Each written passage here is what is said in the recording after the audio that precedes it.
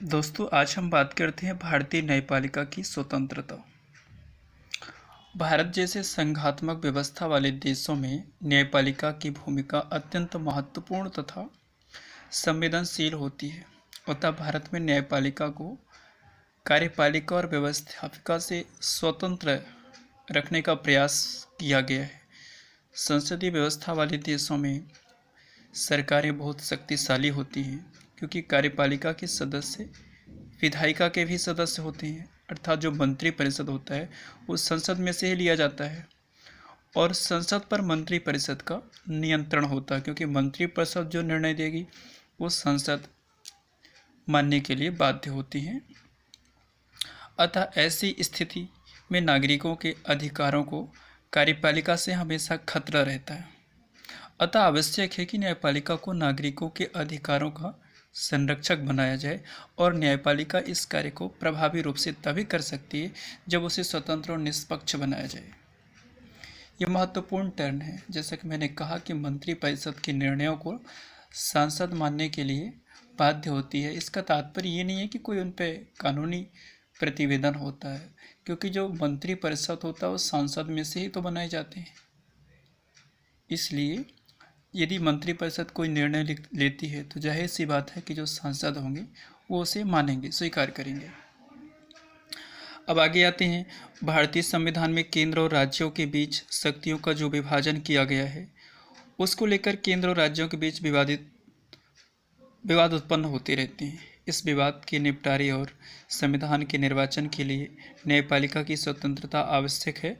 अतः भारत में न्यायपालिका की स्वतंत्रता को सुनिश्चित करने के लिए अनेक प्रावधान किए गए हैं।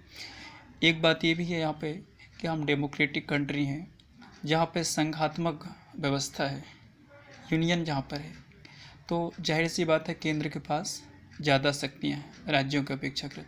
लेकिन शक्तियों का विभाजन इस आधार पर किया गया है कि राज्य विकास के सारे कार्य कर सके, उस पर केंद्र बाधा न डाले और केंद्र राज्यों पर उतना ही नियंत्रण लगा सके जिससे उसकी यूनियन की अस्तित्व, संघात्मक व्यवस्था, संघात्मक जो ढांचा है वो बना रहे। तो शक्तियों को लेकर के अक्सर टकराव की स्थिति उत्पन्न होती है। तो इस केस में स्थिति है कि कोई ऐसी स्वतंत्र निकाय हो जो दोनों के बीच आपस में उलझे हुए विवाद को सुलझा सके। तो इसके लिए न्यायपालिका का स्वतंत्र होना बहुत ही आवश्यक है और हमारे भारतीय संविधान निर्माताओं ने यह व्यवस्था दी है, इसीलिए न्यायपालिका को उन्होंने स्वतंत्र रखा है। अब इसे हम बिंदुवार देखते हैं। तो भारत में न्यायपालिका को कार्यपालिका और व्यवस्थापिका से अलग रखा गया है। संविधान का भाग 4, जिसमें हम नीति निर्देशक तत्वों के अंतर्गत अनुच्छेद 50 ये कहता है कि राज्य को यह निर्देश देता है कि राज्य लोक सेवाओं में न्यायपालिका को कार्यपालिका से पृथक रखने का प्रयास करेगा। इसका मतलब क्या है कि जो आर्टिकल 50 है, जो कि भाग 4 पे वर्णित है, उसमें ये कहा गया है राज्य प्रयास करेगा कि लोक सेवाओं में न्यायपालिका को कार्यपालिका से पृथक रखेगा ताकि न्यायपालिका के कार्यों में किसी प्रकार का रुकावट न आए, न्यायपालिका स्वतंत्र रूप से कार्य कर सके। दूसरा हमारे पास बहुत महत्वपूर्ण बिंदु है कि सर्वोच्च न्यायपालिका अर्थात कि जो सर्वोच्च न्यायालय है, सुप्रीम कोर्ट और जो हमारे हाई कोर्ट के न्यायाधीशों की नियुक्ति राष्ट्रपति मंत्रिपरिषद की सलाह पर की जाती है। लेकिन महामहिम राष्ट्रपति महोदय से अपेक्षा की जाती है कि वे इन नियुक्तियों को राजनीति से अलग रखेंगे। वह इस विषय में मुख्य न्यायाधीशों से परामर्श करें। सामान्यतः राष्ट्रपति सर्वोच्च न्यायालय के अन्य न्यायाधीशों की नियुक्ति के संदर्भ में मुख्य न्यायाधीश तथा उस समकक्ष जो न्यायाधीश होते हैं उनसे एक बार परामर्श करते हैं। तो जो सुप्रीम कोर्ट हो गया, हाई कोर्ट की जो जजों की नियुक्ति होती है तो ये राष्ट्रपति के द्वारा की जाती है, लेकिन इसके लिए मंत्रिपरिषद से परामर्श लिया जाता है और ये भी अपेक्षा की जाती है राष्ट्रपति महोदय जी से कि इन नियुक्तियों में वह जो सर्वोच्च न्यायालय के जो वरिष्ठ न्यायाधीश हैं उनसे एक बार सलाह मशवरा कर लें, उनकी भी राय जान लें। ठीक इसी प्रकार हाई कोर्ट में भी यही हाई कोर्ट के न्यायाधीशों की नियुक्ति के लिए भी यही हो जाता है और प्रयास ये किया जाता है कि जो इन नियुक्तियां होती हैं न्यायाधीशों की, इन्हें राजनीति से दूर रखा जाए। संविधान में न्यायाधीशों की पदावधि को सुरक्षा प्रदान की गई है। उच्चतम न्यायालय तथा उच्च न्यायालय के न्यायाधीशों को पदच्युत करने के लिए संविधान में महाभियोग की विशेष प्रक्रिया का उपबंध किया गया है। तो ये चीज़ उनके पद को सुरक्षा दी गई है।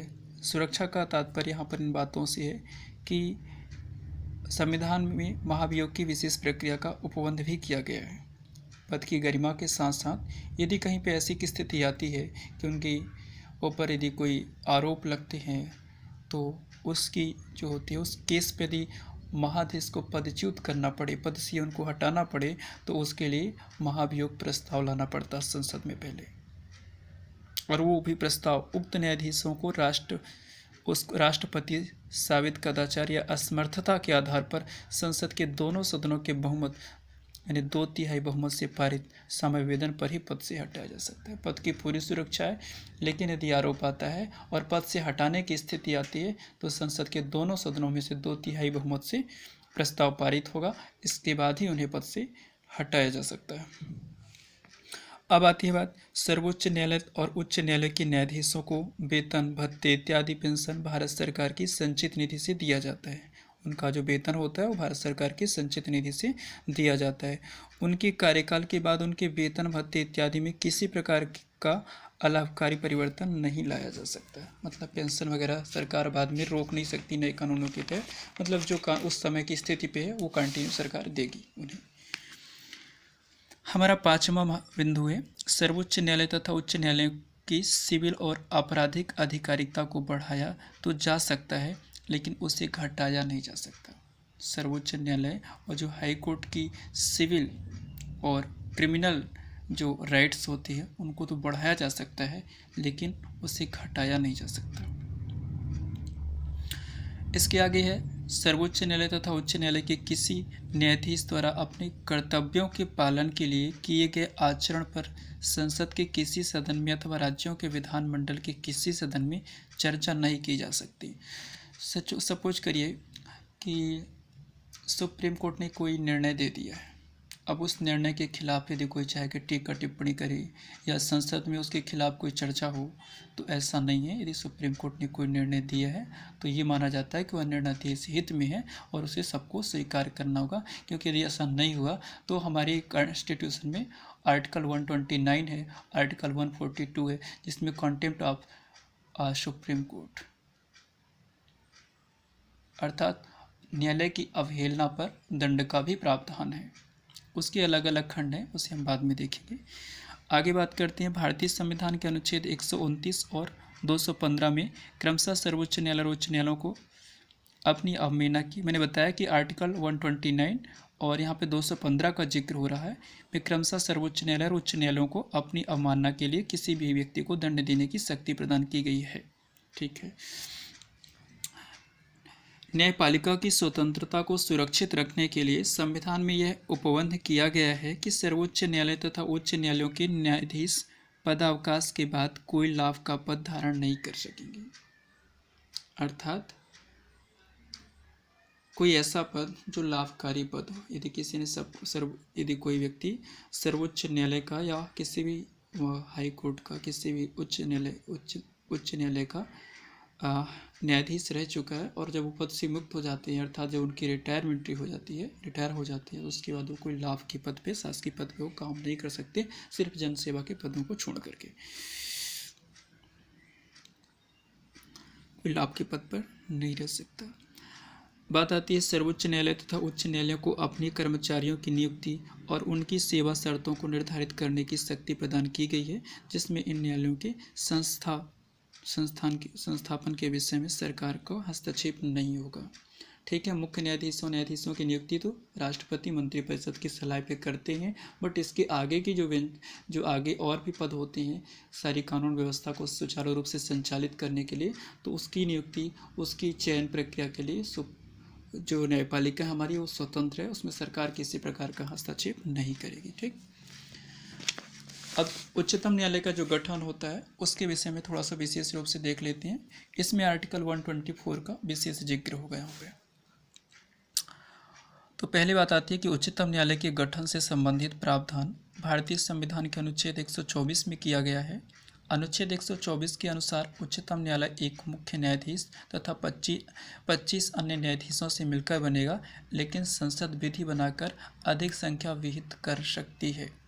तो मैंने बताया कि आर्टिकल 124 में ये चीज़ें वर्णित हैं कि हमारा जो उच्चतम न्यायालय होगा एक मुख्य न्यायाधीश और 25 अन्य न्यायाधीशों से मिलकर के बना होगा। हाँ, यदि रिक्वायरमेंट होती है, यदि आवश्यकता बढ़ती है तो संसद जो है विधि बनाकर यानी कानून बना करके संविधान में न्यायाधीशों की संख्या को बढ़ा सकती है, घटा नहीं सकती है। संसद विधि बनाकर 1977 में 7 संख्या को बढ़ा करके 18 कर दिया था और 1986 में से बढ़ा करके 26 कर दिया गया था। तो पहले हमारे जो शुरुआत टाइम थी, मतलब जब हमारा सुप्रीम कोर्ट गठित हुआ था उस समय हमारे पास पूरी जो संख्या वर्तमान की वो इस तरह नहीं थी। पहले संख्या कितनी थी? पहले एक मुख्य न्यायाधीश थे और 11 अन्य न्यायाधीश थे। बाद में क्या होता है कि उच्चतम न्यायालय का भी कार्यक्षेत्र बढ़ने लगा, है ना। तो उसके लिए तत्कालीन स्थितियों को देखते हुए 1977 में संसद ने कानून बना करके न्यायाधीशों की संख्या 11 से बढ़ा करके कितनी कर दी? 18 कर दी, 7 बढ़ाई गई थी, ठीक है। और 1986 में इसी प्रकार से स्थितियां पैदा हुई तो उन्होंने क्या कर दिया? इसे 26 कर दिया। तो 26 यहाँ पर काउंट है CJI chief justice of India को काउंट करके 30-60, बाकी हमने पहले जो बताया था वही है। इस प्रकार वर्तमान समय में उच्चतम न्यायालय का गठन एक मुख्य न्यायाधीश और 25 अन्य न्यायाधीशों से किया गया है। ये चीज़ें क्लियर हो गई। उच्चतम न्यायालय के न्यायाधीशों की नियुक्ति राष्ट्रपति द्वारा मंत्रिपरिषद के सलाह पर किया जाता है। मंत्रिपरिषद के सलाह के अतिरिक्त आवश्यकता अनुसार वह उच्चतम न्यायालय के अन्य न्यायाधीशों से भी सलाह ले चुका है। ये चीज़ें हमने पहले भी क्लियर की हैं। उच्चतम न्यायालय के मुख्य न्यायाधीश की नियुक्ति राष्ट्रपति उच्च न्यायालयों के मुख्य न्यायाधीशों और उच्च न्यायालयों के ऐसे अन्य न्यायाधीशों की सलाह से करते हैं जो वहाँ पर वरिष्ठ हों। उच्चतम न्यायालय के अन्य न्यायाधीशों की नियुक्ति करते समय उक्त के अतिरिक्त मुख्य न्यायाधीशों से परामर्श करना अनिवार्य है। सिर्फ मंत्रिपरिषद ही पर्याप्त नहीं है, एक बार जो न्यायपालिका से जुड़े हुए जो उच्च लोग हैं, है ना, उनसे भी सलाह ली जाती है, वरिष्ठ लोगों से। तो इस प्रकार ये बात यहाँ पर स्पष्ट हो जाती है कि उच्चतम न्यायालय के मुख्य न्यायाधीश और अन्य न्यायाधीशों की नियुक्ति करने की कार्यपालिका की शक्ति निरपेक्ष नहीं है, क्योंकि नियुक्तियों में स्वयं न्यायपालिका से परामर्श लेना आवश्यक है। इसका मतलब ये हुआ कि अपनी जो उच्चतम न्यायालय की नियुक्ति, उच्चतम न्यायाधीशों की जो उच्च न्यायाधीशों की नियुक्ति होती है यानी चीफ जस्टिस ऑफ इंडिया, तो उसमें न्यायपालिका मतलब पूरी तरह से शासन पर नहीं है। इसे हमें न्यायपालिका से भी जोड़ के देखना, क्योंकि वहाँ से भी इसके लिए राष्ट्रपति वरिष्ठ न्यायाधीशों से भी सलाह करते हैं और उनकी राय पे ही आगे निर्णय लेते हैं। अब हम बात करते हैं संविधान के अनुच्छेद 124 में इस प्रकार से कोई बाध्यता नहीं है कि राष्ट्रपति वरिष्ठतम न्यायाधीश को ही मुख्य न्यायाधीश के रूप में नियुक्त करेंगे। अतः निर्धारित अर्हता रखने वाले किसी भी व्यक्ति को मुख्य न्यायाधीश नियुक्ति करने में राष्ट्रपति स्वतंत्र हैं। एक बात यहाँ पर एक स्पष्ट हो जाती है कि एक परंपरा से चली आ रही है कि मुख्य न्यायाधीश की नियुक्ति के सिलसिले में हम वरिष्ठता को महत्व देते हैं और ये देते आए हैं, लेकिन कई बार इस क्रम को भी तोड़ा गया है। तो यहाँ पर ये चीज़ क्लियर हो जाती है कि कोई बाध्यता नहीं है कि वरिष्ठ व्यक्ति ही मुख्य न्यायाधीश बनेगा। अर्हता रखने वाले किसी व्यक्ति को मुख्य न्यायाधीश के लिए राष्ट्रपति द्वारा चयन किया जा सकता है। राष्ट्रपति पर ऐसे कोई बाध्यता नहीं है, हाँ अर्हता पूरी होनी चाहिए। जबकि उच्चतम न्यायालय के अन्य न्यायाधीशों की नियुक्ति के विषय में राष्ट्रपति मुख्य न्यायाधीश से परामर्श करने के लिए बाध्य है। अब जो 25 अन्य न्यायाधीश हैं उनकी नियुक्ति के विषय में हम मुख्य न्यायाधीश से, चीफ जस्टिस ऑफ इंडिया से परामर्श करना ये राष्ट्रपति को बाध्य है, ये आवश्यक है। इसके आगे हम बात कर रहे हैं सन 1950 में विधि आयोग ने सुझाव भी दिया था कि उच्चतम न्यायालय के मुख्य न्यायाधीश की नियुक्ति में गुण और उपयुक्तता को ध्यान में रखा जाना चाहिए, न कि केवल वरिष्ठता को, ताकि हमारे मुख्य न्यायाधीश के पद की एक गरिमा बनी रहे, क्योंकि वहाँ पर उसके लिए जो आवश्यक अहर्ता है, उपयुक्तता को विशेष रूप से ध्यान दिया जाए, उनके गुण को ध्यान दिया जाए, ताकि आसानी से लोग उसे जो है, कहने का मतलब है कि पद की गरिमा को बनाए रखा जाए। सिंपल सी भाषा यही है। विधि आयोग के उक्त सुझाव के विपरीत मुख्य न्यायाधीश की नियुक्ति केवल वरिष्ठता के आधार पर ही न करके वरिष्ठता के आधार पर ही करने की परंपरा चली आ रही थी। मैंने बताया कि परंपरा चली आ रही है, लेकिन इसमें भी कई बार फेरबदल हुआ है। सन 1977 में भी वरिष्ठता क्रम का उल्लंघन करते हुए HR खन्ना के स्थान पर MH बेग को मुख्य न्यायाधीश के रूप में नियुक्त किया गया था। तो 1977 में पहली बार ही देखा गया। इसके पहले वरिष्ठ व्यक्ति को ही मुख्य न्यायाधीश बना दिया जाया करता था, बट 1977 में जब MH बेग जी को नियुक्त किया गया तो क्रम टूट गया था। इसके एक और इस यहाँ पर इम्पोर्टेंट चीज़ है कि इसके पहले 1973 में 3 वरिष्ठतम न्यायाधीशों के क्रम की उपेक्षा करते हुए श्री अजीत नाथ राय को भी मुख्य न्यायाधीश नियुक्त किया गया था, जो कि वरिष्ठता क्रम में चौथे नंबर पे थे। यानी वरिष्ठ इनसे 3 पहले थे, लेकिन उस समय ऐसा नहीं हुआ। उस समय अजीत नाथ राय को मुख्य न्यायाधीश बना दिया गया, जिसकी बाद में कड़ी आलोचनाएं हुई। तो राजनीति में आलोचनाएं तो होती रही हैं। जब कभी मुख्य न्यायाधीश का पद रिक्त हो जाए या वह स्वयं त्यागपत्र दे दें अथवा उसे महाभियोग प्रक्रिया से पदच्युत कर दिया जाता है, तो राष्ट्रपति उच्चतम न्यायालय के किसी अन्य न्यायाधीश को कार्यकारी मुख्य न्यायाधीश के रूप में नियुक्त कर सकते हैं। जैसे अपन सुनते आए हैं, कार्यवाहक प्रधानमंत्री, कार्यवाहक उपराष्ट्रपति, कार्यवाहक राष्ट्रपति रह चुके, ऐसे नाम आते हैं। तो यदि अचानक किसी कारण से मुख्य न्यायाधीश अपने पद से त्यागपत्र दे दें या कोई महाभियोग लगा के उनको पद से हटा दिया जाए, तो कोई भी जो वरिष्ठ है उस समय, तो उन्हें क्या करते हैं माननीय राष्ट्रपति महोदय द्वारा उन्हें कार्यकारी कर दिया जाता है। कार्यकारी मुख्य न्यायाधीश नियुक्त किया जाता है, जब तक कि मुख्य न्यायाधीश नियुक्त ना हो जाए अगले। ठीक। यदि उच्चतम न्यायालय के न्यायाधीशों में गणपूर्ति की कमी हो जाए, तो मुख्य न्यायाधीश राष्ट्रपति की पूर्वानुमति से उच्च न्यायालय के किसी न्यायाधीश को तदर्थ न्यायाधीश के रूप में नियुक्त कर सकता है।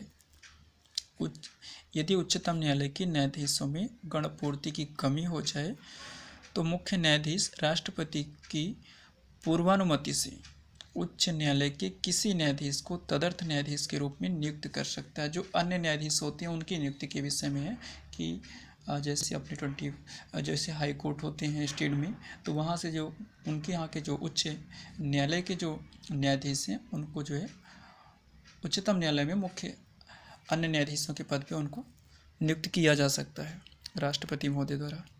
किसी व्यक्ति को उच्चतम न्यायालय के न्यायाधीश के रूप में नियुक्त करने के लिए निम्नलिखित योग्यताएं विहित की जाती हैं। अब कुछ योग्यताएं होती हैं जो कि आवश्यक हो। पहली बात तो वह भारत का नागरिक हो, यानी दूसरे देश का कोई भी यदि हमारे यहाँ पे व्यक्ति प्रभावशाली है या है, तो वह चीफ जस्टिस ऑफ इंडिया के पद पर नहीं बैठ पाएगा, सिर्फ इंडियंस के लिए ही है। वह किसी उच्च न्यायालय में कम से कम लगातार 5 वर्षों तक न्यायाधीश के पद पर कार्य कर चुका हो। ये सबसे बड़ी शर्त है कि वह किसी उच्च न्यायालय में, जो हाई कोर्ट्स होती हैं, वहाँ पे कम से कम 5 वर्षों तक न्यायाधीश के पद पे काम कर चुका हो। किसी उच्च न्यायालय में कम से कम, या तो फिर किसी उच्च न्यायालय में कम से कम लगातार 10 वर्षों तक अधिवक्ता के रूप में कार्य कर चुका हो। 2 शर्तें हैं, या तो हाई कोर्ट में 5 वर्षों तक मुख्य न्यायाधीश के रूप में काम किया हो, 5 वर्षों तक माफ करिएगा न्यायाधीश के पद पर कार्य कर चुका हो, या कि 10 वर्षों तक वो अधिवक्ता और राष्ट्रपति की जानकारी में एक जाना माना विधिवेत्ता हो, कानून का जानकार हो, तभी वो जो है उच्चतम न्यायालय के न्यायाधीश के रूप में आवेदन दे सकता है। वर्तमान में यदि हम बात करें उच्चतम न्यायालय के मुख्य न्यायाधीश की, तो ये जो मासिक वेतन है, क्योंकि ये समय समय पे चेंज हो जाता है और जाहिर सी बात है कि वर्तमान में इससे ज़्यादा ही है, इसके बारे में अभी चर्चा नहीं करते हैं। उच्चतम न्यायालय के न्यायाधीश राष्ट्रपति के समक्ष शपथ ग्रहण करते हैं, और जो उच्चतम न्यायालय के जो न्यायाधीश चुने जाते हैं उनको शपथ राष्ट्रपति के समक्ष दिलाई जाती है, यानी राष्ट्रपति दिलाते हैं। और एक चीज़ यहाँ पर और है कि राष्ट्रपति को जो शपथ है वो मुख्य न्यायाधीश, उच्चतम न्यायालय के मुख्य न्यायाधीश दिलाते हैं दोनों। उच्चतम न्यायालय के न्यायाधीश 65 वर्ष की आयु तक अपने पद पर बने रह सकते हैं। 65 वर्ष बाद वो पदमुक्त हो जाते हैं। 65 वर्ष की आयु पूरी होने से पहले उच्चतम न्यायालय के न्यायाधीश राष्ट्रपति को अपना त्यागपत्र देकर पदमुक्त हो सकते हैं, जैसे अभी आपने हाल ही में देखा था रंजन गोगोई जी को। इसके अतिरिक्त महाभियोग प्रस्ताव पारित कर उच्चतम न्यायालय के न्यायाधीशों को पदच्युत किया जा सकता है, यानी पद से मुक्त किया जा सकता है। कुछ बातें और देख लेते हैं तो इम्पोर्टेंट रही। तो संविधान के अनुच्छेद 124 के भाग 4 में उच्चतम न्यायालय के न्यायाधीशों को उनके पद से हटाने संबंधी महाभियोग प्रक्रिया का पूरा वर्णन किया गया। जैसे प्रक्रिया हम पहले बता रहे थे कि महाभियोग में संसद के दोनों सदनों में 2/3 बहुमत से प्रस्ताव पारित होना चाहिए। इसके बाद ही उसे पद से च्युत किया जा सकता है, हटाया जा सकता है, पदमुक्त। उच्चतम न्यायालय के न्यायाधीश के विरुद्ध संसद में महाभियोग प्रक्रिया लाए जाने की 2 आधार हो सकते हैं। सिद्ध कदाचार, असमर्थता, यह तो अपने काम करने में वो असमर्थ हों, ठीक। दूसरा सिद्ध कदाचार, मैंने बताया था कि पहले भी ये बात आ चुकी है कि शिष्ट हों, सदाचार, उनके गुणों की विशेष चर्चा होती है ताकि अपने सुप्रीम कोर्ट की गरिमा बनी रहे। उच्चतम न्यायालय के किसी न्यायाधीश को उसके पद से हटाए जाने संबंधी समावेदन संसद के दोनों सदनों में प्रत्येक में के कुल सदस्यों की बहुमत और उपस्थिति तथा मतदान करने वाले सदस्यों के 2/3 बहुमत से पारित होना चाहिए। संसद में जो काउंटिंग है उस समय पे उस 2/3 बहुमत से पारित होना चाहिए। दोनों सदनों से पारित होने के पश्चात समावेदन राष्ट्रपति के पास भेजा जाता है, जो न्यायाधीश को पद से हटाने का आदेश जारी कर सकते हैं। उल्लेखनीय है कि उच्चतम न्यायालय के न्यायाधीशों को हटाने से संबंधित समावेदन संसद के एक ही सत्र में प्रस्तावित और पारित होना चाहिए। ये बात बहुत ही इम्पोर्टेंट है कि उच्चतम न्यायालय के न्यायाधीशों को हटाने से संबंधित समावेदन संसद के एक ही सत्र में प्रस्तावित और पारित होना चाहिए। संसद के जो सत्र होते हैं ना, शीतकालीन सत्र जिसे सुनने को आता है, ग्रीष्मकालीन सत्र, तो उनमें से जो है एक ही सत्र में दोनों सदनों में प्रस्ताव पारित होने चाहिए, नहीं कि एक प्रस्ताव इस साल पारित हुआ अगले साल का, तो ऐसा नहीं मान्य होगा। तो ये थी बहुत ही इम्पोर्टेंट बातें। इसके अगले अंक पे हम देखेंगे उच्चतम न्यायालय की शक्ति और उनकी आधिकारिकता के विषय में। तब तक के लिए धन्यवाद।